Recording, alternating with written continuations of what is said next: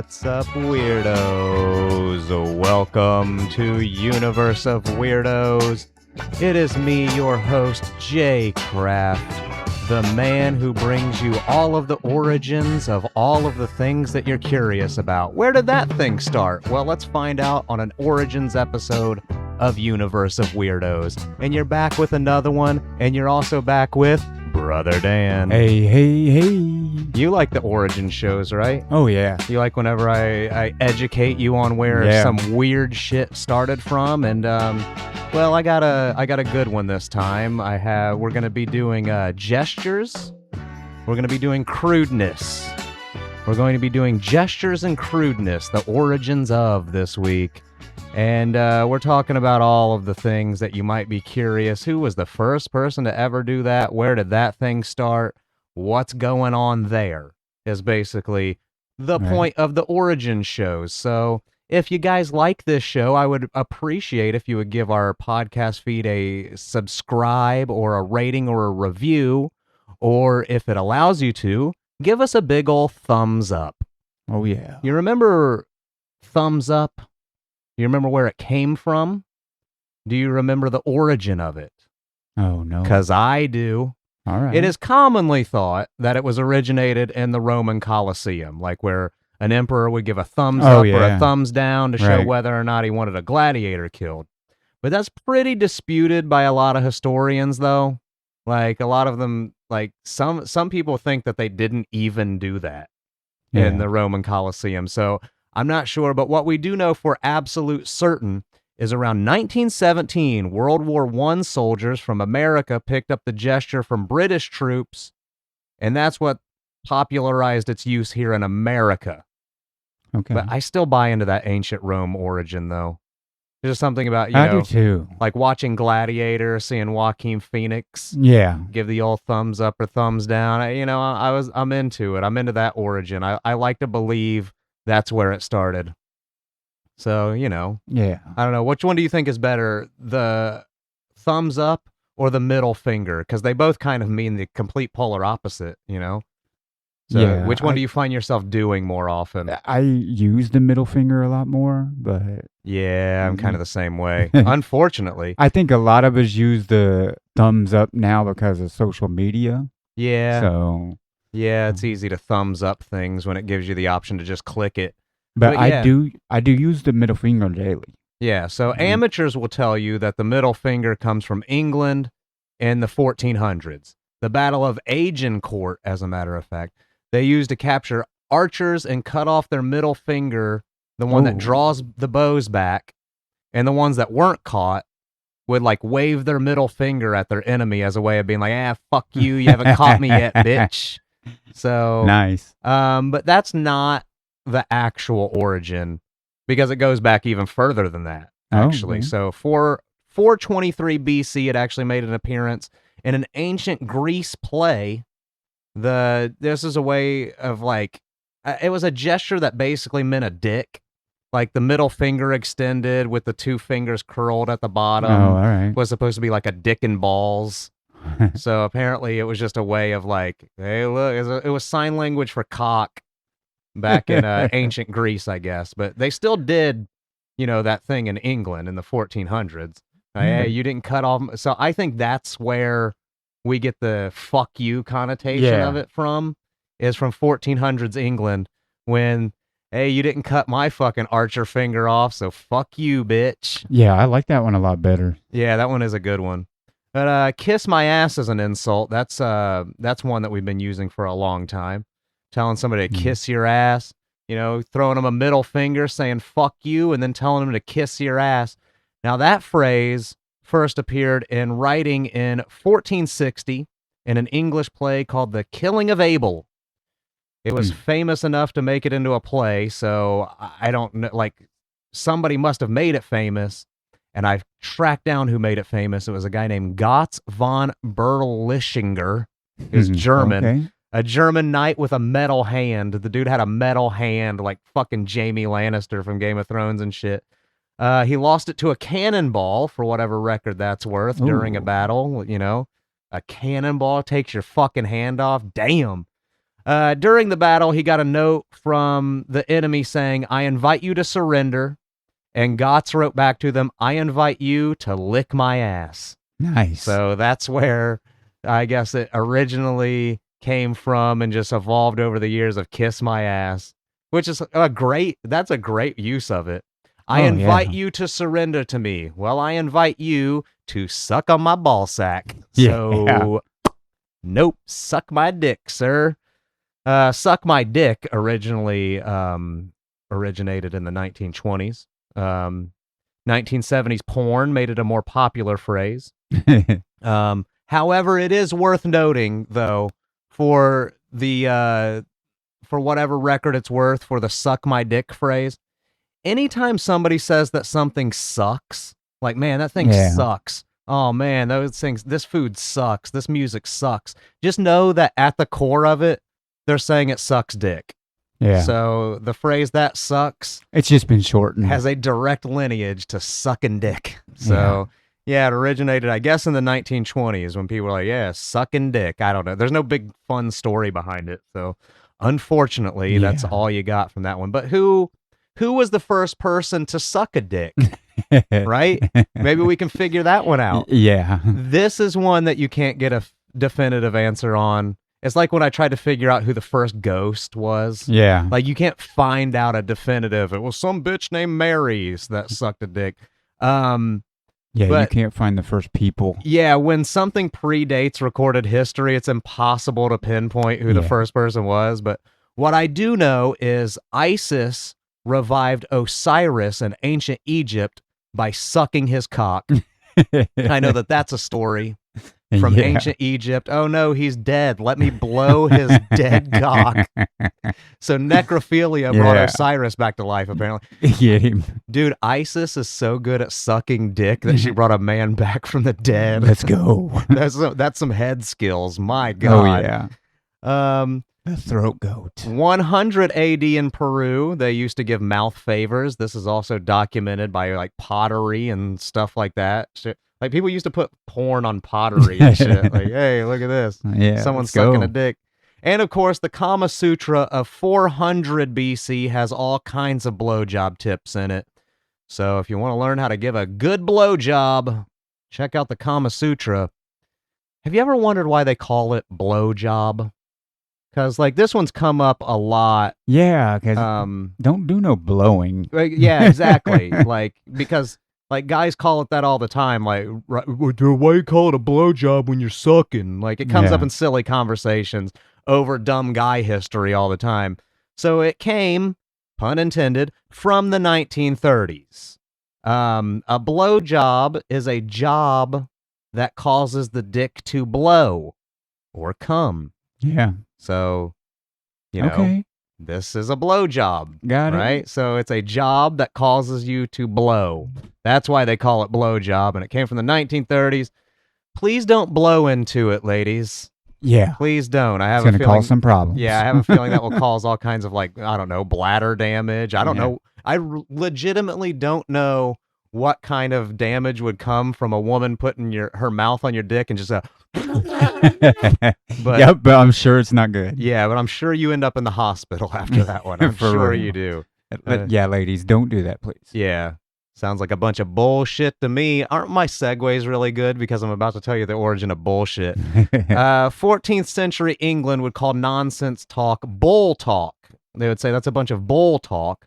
But the addition of shit came around 1910 and became hugely popular and spread through English and American troops during World War I, and bullshit spread through the English-speaking world. So it used to just be, you know, you hear somebody talking some nonsense, and he's like, dude, that dude's just, he's bull talking over there. It's just, and then it was just like, yeah, it's just a bunch of bullshit, which is way better. Yeah, for real. Which is so much better. Adding shit to it is always better. But we all know that you can't shit without a fart. I'm telling you, my segues in the Origins episodes are great. Who do you think the first person to get in trouble for a fart was? Because I tried to figure this one out, and I got all kinds of answers, actually. Yeah, I mean, as long as there's asses, there's farts, right? Yeah, so. And it's just like, at what point did we start punishing people for farts? And like, are there any like historical, really terrible punishments for farts. Well, Edward de Vere, the 17th Earl of Oxford, in 1581, while making a deep bow to Queen Elizabeth I, he accidentally passed gas, and mortified by his embarrassment, he fled England and exiled himself for 7 years. So, dude, my queen. Oh God. Oh God. And then he just decided, I got to get the fuck out of Dodge because I just really embarrassed myself. Bro, it's not that big of a deal, Yeah, it's right? not that. I mean, I guess, I don't know. If you fart in front of the queen, you must have been super fucking embarrassed. Right. Like, dude, you're going to be just known as the royal farter forever. The Earl of Farts. Like, oh, oops, boy. sorry. All right. And also, so around 44 AD, a Roman soldier guarding the Temple Mount in Jerusalem during Passover bent over and farted at a crowd of Jewish worshipers while making lewd gestures. So he was basically, look at all these Jews over here. That's what I think about your religion.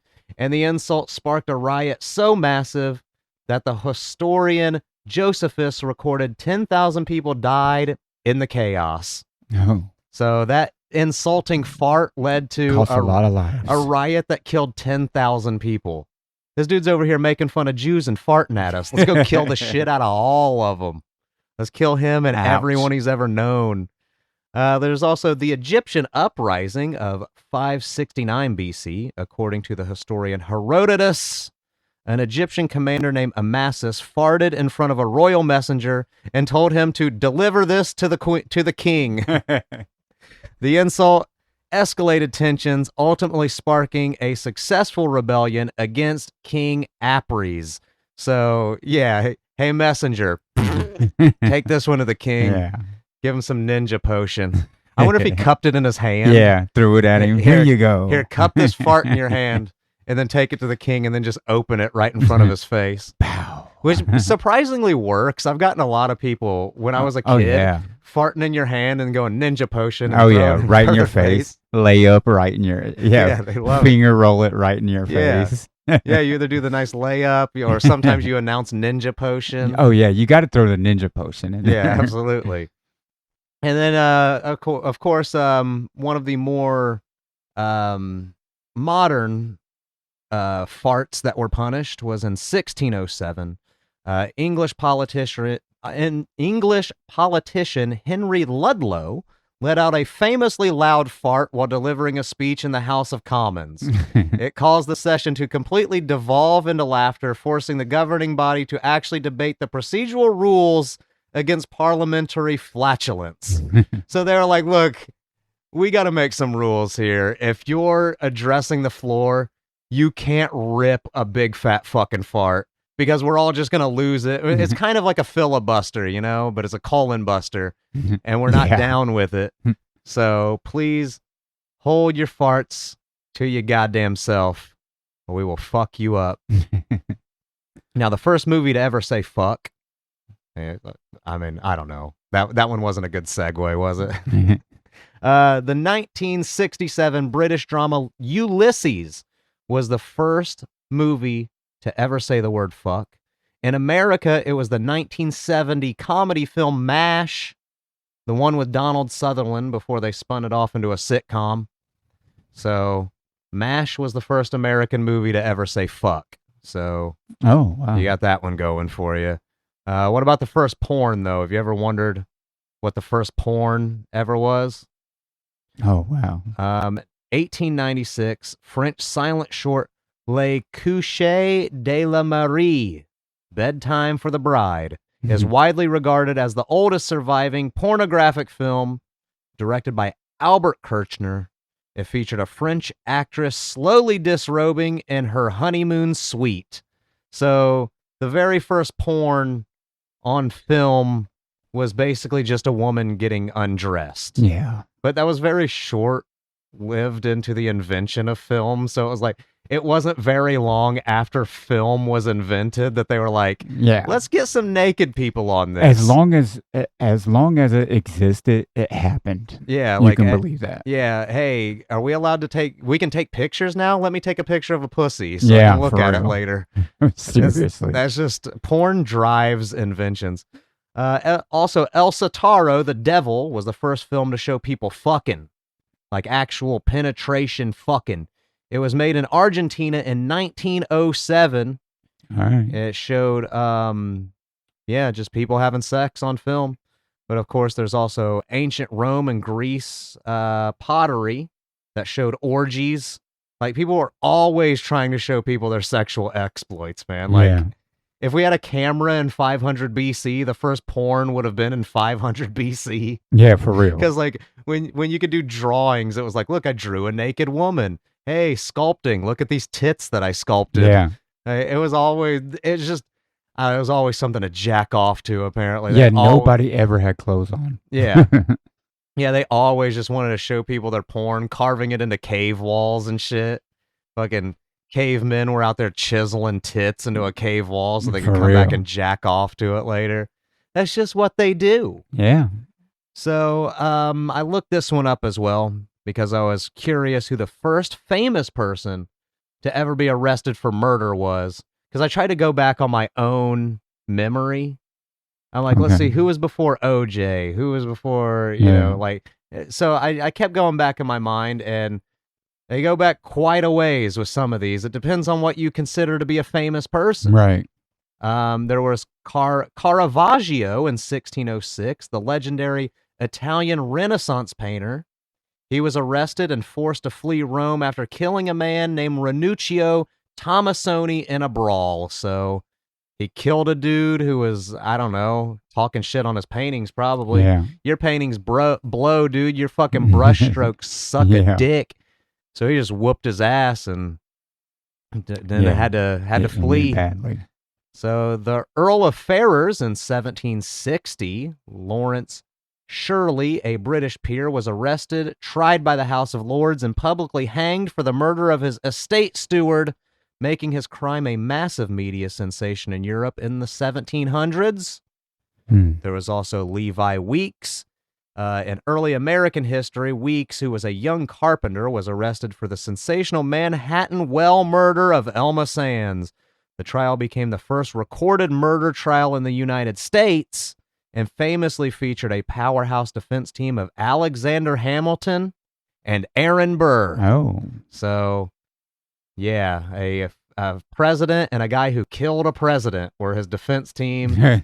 Wow. And the dude was just famous because it was the first murder trial. Right, So yeah. he wasn't like a celebrity or anything, but I mean, Alexander Hamilton, Aaron Burr, the fucking famous duel winner, Aaron Burr. Yeah, what a defense team, bro. Yeah, that's a good defense team, man. If we don't get you, this guy will shoot you, so don't worry about it. Daniel Sickles in 1859, he was a prominent U.S. congressman who was arrested and famously tried for murdering Philip Barton Key II, who was the son of Francis Scott Key, the writer of our national anthem. He killed him in front of the White House after discovering he was fucking his wife. Oh, man, it'll get you every time. Yeah, and it was widely considered America's first major media circus. So it was like, holy shit, everyone's talking about this. This is the one thing that's on everyone's mind is Daniel Sickles murdering the old Nepo baby, I guess. I don't know. Were you a Nepo baby if your dad wrote the Star Spangled Banner? I guess you would. Yeah, I would consider it. I'd count it. Because you know that motherfucker lived cushy for the rest of his life for writing the national anthem. Oh, yeah. For sure. And then the first one, this one was the one that I came to in my mind, and I feel like this is the one that should count for our modern society. The very first Hollywood celebrity ever arrested for murder was Roscoe Fatty Arbuckle. In 1921, he was arrested and charged with manslaughter following the death of actress Virginia Rapp. So he killed some lady at a party. He was fucking wasted and killed her at a party. And it's still like, I've seen documentaries and stuff about it, and it's like widely disputed what the hell happened. But I feel like people are kind of like, dude, Fatty Arbuckle came on to her. She said no, so he strangled her. Yeah. Like, that Oh, seems to be yeah? what most people think about that. So, Let me show you no. yeah. So, Fatty Arbuckle, maybe he was funny, but he certainly wasn't a good guy. I know that. And before we get out of here, I do have one final origins that I proposed to myself in my anti-smoking and my smoking episodes, where I went over all of the anti-smoking ads and all of the pro-smoking ads. I did ask myself, out of curiosity in that one, who was the first person to ever smoke? Oh, wow. Like, who decided to light something on fire and then breathe in the product of that thing being lit on fire? Yeah, man. And seeing what it would do. And what was the first thing they smoked? Yeah. Like, somebody has gone through and smoked everything that you could possibly smoke. Like, let's see if this wood smoke gets you high. Let's see if plastic smoke does anything for you. It'll fuck you up. Not in the way you want, but it will fuck you up. The first person to ever smoke, and I mean tobacco, although there has been evidence of the Chinese smoking weed as early as 500 BC.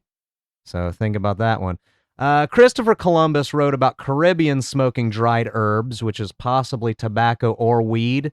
He wrote about that in the late 1400s. So there's documented stuff of Christopher Columbus saying he was watching people smoke fatties in the Caribbean, which, I mean, whatever. He thought that America was India, so are we going to take him at his word? He's a fucking moron. Yeah, for real. But smoking goes back to the Stone Age.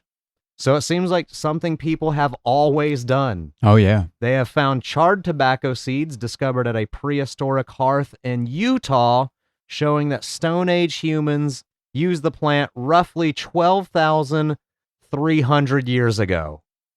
So no one knows. No one knows who the first person to ever smoke a joint, some fucking tobacco. It like basically predates human history. As long as we have existed, we have smoked. We've smoked all the plant. Thank you to whoever discovered the cannabis plant. Whoever was out there, they smoked cotton, they smoked fucking grass, then they smoked weed, and they're like, okay, this one we can keep. Yeah, this one's great. Yeah, and then I don't know, man. We love smoking shit though, don't we? Yeah, for real. Have you ever smoked anything weird?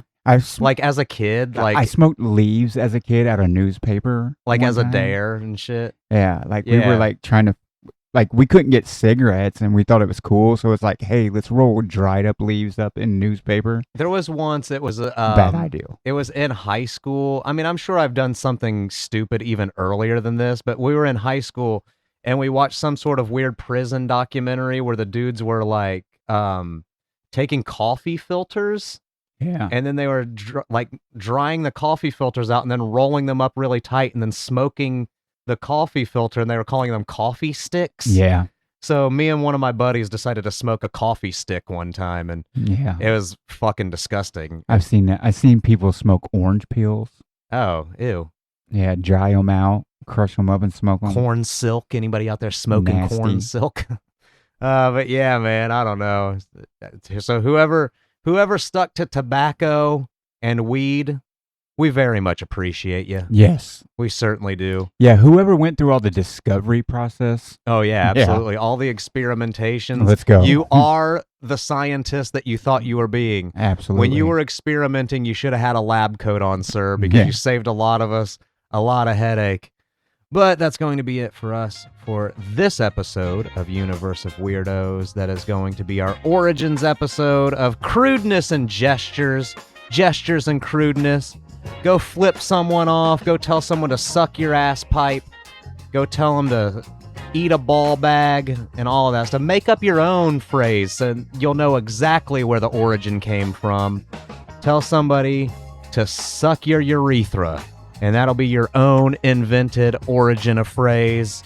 If you can't get enough of me and Dan together, you can shoot over to Planet W, a WNBA podcast. That is where we talk Yes, about sir. women's basketball in a somewhat entertaining way. We're mixing up the format a little bit over there because, to be honest, I don't necessarily like giving you the news of the WNBA. Look what happened this week. We all know.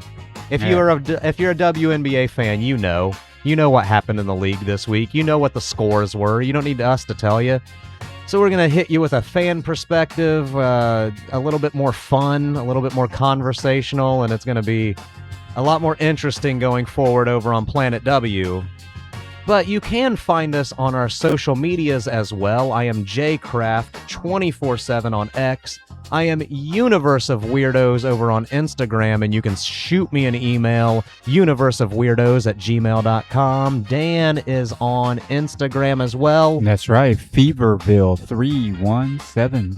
That is Instagram. That is TikTok. Yeah. Also, I don't know, Threads. Do you do Threads? I think I have it. I don't know if I don't. That's do what it. I don't understand what the point of Threads is, because I'm pretty sure just the stuff that I post on Instagram goes to Threads, so it's just the same exact thing.